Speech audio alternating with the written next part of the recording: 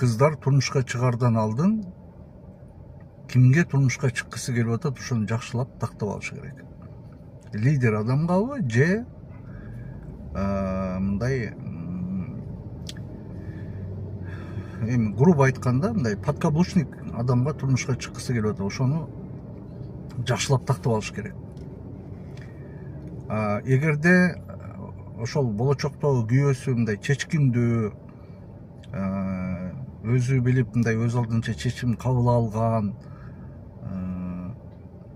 ошондой турмушка чыккысы келип атса, ошондой адамга, демек бул адам лидер адамга турмушка чыккысы келип атат.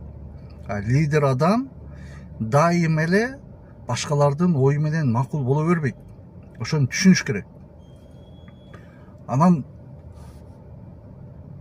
булар азыркы кыздардын көп мындай бир катасы, бир эле моментте ошол күйөөсүнүн мындай бир күчтүү, эрктүү болушун каалайт да, анан ошол эле кезде кайра ошол күйөөсү ошол айткан баардык сөзүнө көндүрүшүн каалайт да. Андай болбойт да.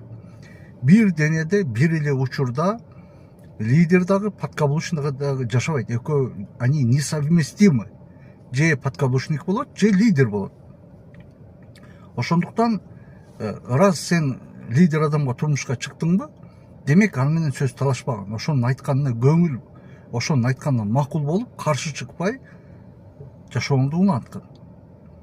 Болбосо анын башында ойлошуң керек болчу.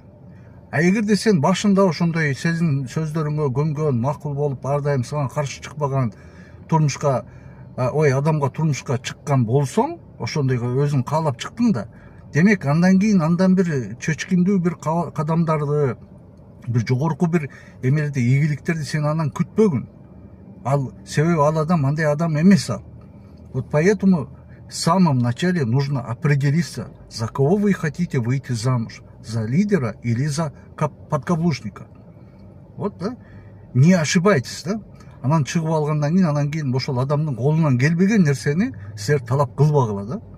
Лидерден подкаблучник болгонду талап кылбагыла, же болбосо подкаблучниктен лидер, күчтүү, эрктүү адам болгонду силер талап кылбагыла.